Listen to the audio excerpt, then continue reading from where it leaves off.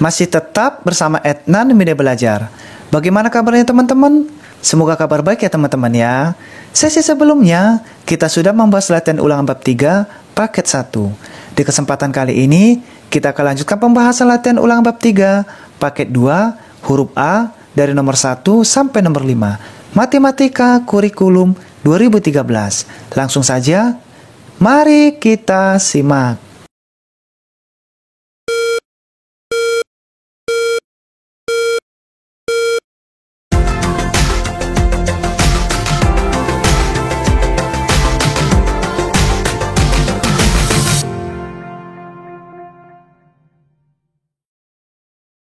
Kita kembali membahas Matematika kelas 5 Kurikulum 2013. Di mana sesi sebelumnya kita telah membahas latihan ulangan bab 3 paket 1. Sesi kali ini kita lanjutkan membahas latihan ulangan bab 3 paket 2. Nah, di latihan ini teman-teman kita akan bagi menjadi beberapa sesi. Sesi huruf A kita bagi menjadi 3 sesi. Dari nomor 1 sampai nomor 5 sesi pertama. Dari soal nomor 6 sampai nomor 8 sesi kedua. 9 dan 10 sesi ketiga. Lalu yang huruf B, nah yang huruf B teman-teman akan kita bahas seluruhnya dari nomor 1 sampai nomor 5. Ini menjadi sesi keempat. Lalu yang huruf C kita bagi menjadi 2 sesi. Dari nomor 1 sampai nomor 3 sesi kelima. Dan dari nomor 4 sampai nomor 5 sesi ke-6. Oke, kita mulai dari sesi pertama.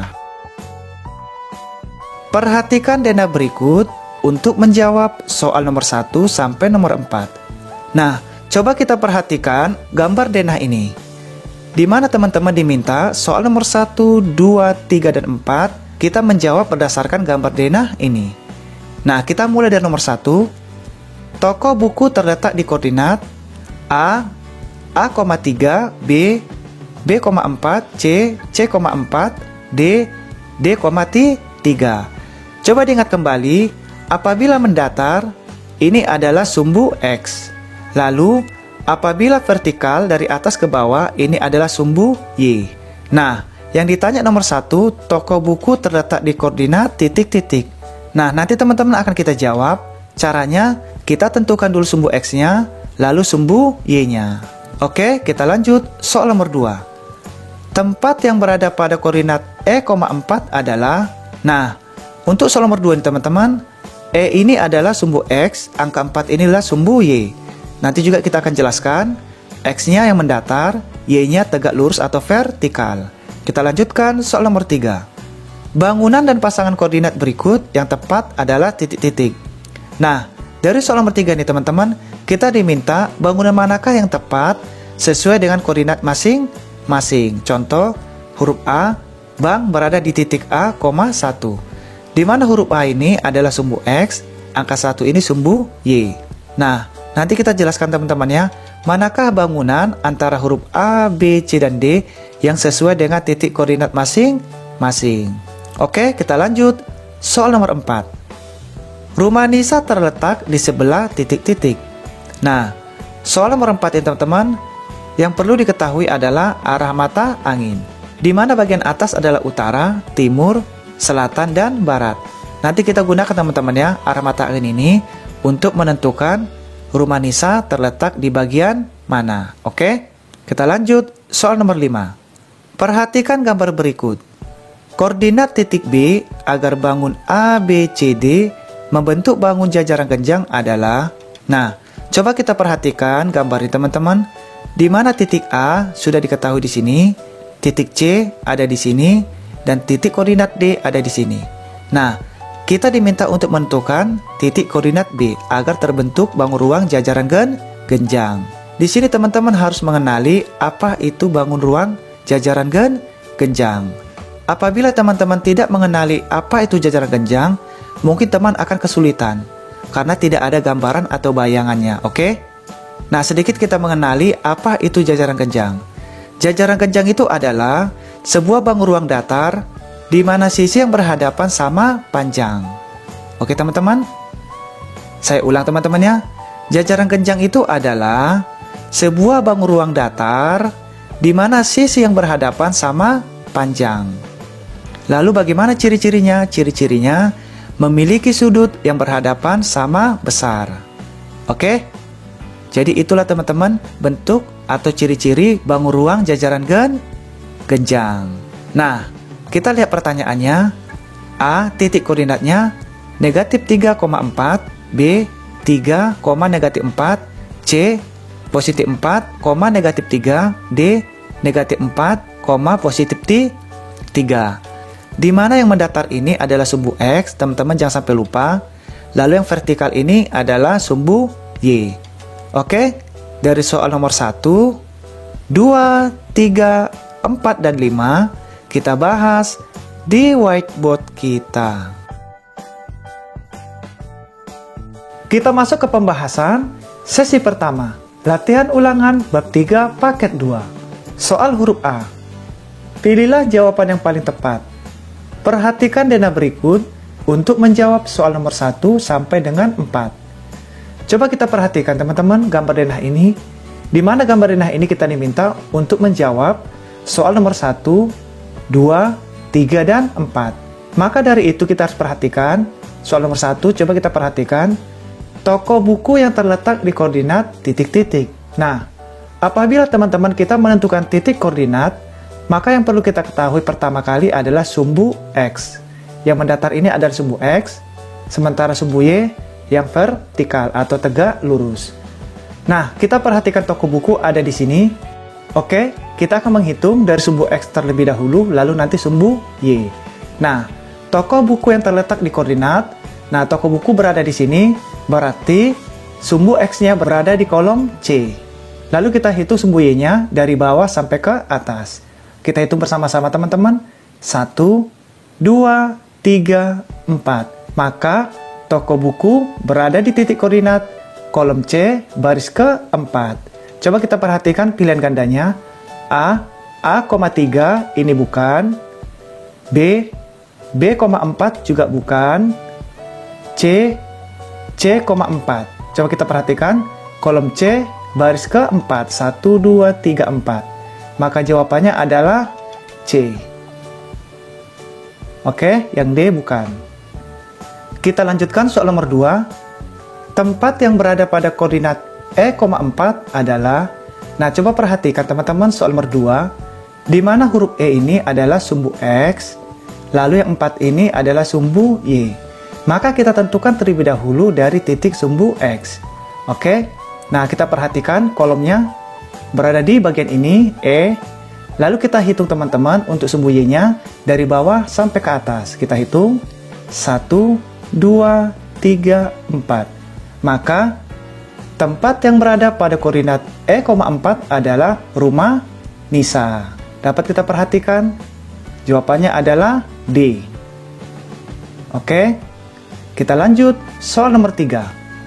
Bangunan dan pasangan koordinat berikut yang tepat adalah A. Bank, B. Pasar, C. Sekolah, D. Rumah Tika. Nah, coba perhatikan pilihan ganda teman-teman. Di mana setiap pilihan gandanya, titik koordinatnya sudah diketahui masing-masing. Jadi sudah diketahui teman-teman ya, sudah ditentukan. Maka akan kita menentukan titik koordinat manakah yang tepat pada bagian A, B, C, dan D. Oke, kita mulai teman-teman ya dari huruf A. Bank. Bank berada di koordinat A,1. Coba kita perhatikan sumbu X-nya A ada di sini. Lalu kita hitung Y-nya 1. Kita hitung dari bawah 1. Berarti bank, bukan. Ini salah. Lalu B. Pasar. Nah, pasar titik koordinatnya D1. Kita perhatikan kolom D-nya ada di sini. Lalu sumbu Y-nya 1. Kita hitung 1. Berarti jawabannya adalah B. Nah, pasar ini titik koordinatnya berada di kolom D di baris pertama. Berarti jawabannya adalah B. B ini adalah dengan titik koordinat yang benar. Nah, walau juga demikian teman-teman, kita bahas yang C. Sekolah berada di titik koordinat C3. Apakah benar? Ini kolom C, kita hitung 1, 2, 3. Ternyata titik koordinat C,3 kantor polisi, berarti C ini salah. Lalu yang D, rumah Tika. D,3 kita perhatikan. Ini kolom D, kita hitung dari bawah sampai 3 kali. 1, 2, 3. Nah, di sini teman-teman kosong. Berarti rumah Tika bukan di titik koordinat D3. Berarti D adalah Salah, yang benar adalah B. Kita lanjut, soal nomor 4. Rumah Nisa terletak di sebelah titik-titik sekolah. Nah, soal nomor 4 ini teman-teman, kita akan menentukan rumah Nisa terletak di sebelah mana dengan acuan sekolah. Ini sebagai titik acuan kita. Oke? Nah, coba perhatikan gambar denah ini. Sekolah berada di bagian ini, lalu rumah Nisa ada di bagian ini.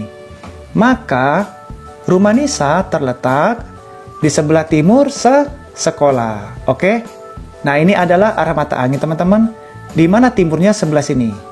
Maka rumah Nisa berada di sebelah timurnya sekolah. Oke? Jadi jawabannya adalah B. Oke, kita lanjutkan soal nomor 5. Perhatikan gambar berikut. Koordinat titik B agar bangun A, B, C, D membentuk bangun jajar genjang adalah... Nah, coba kita perhatikan teman-teman.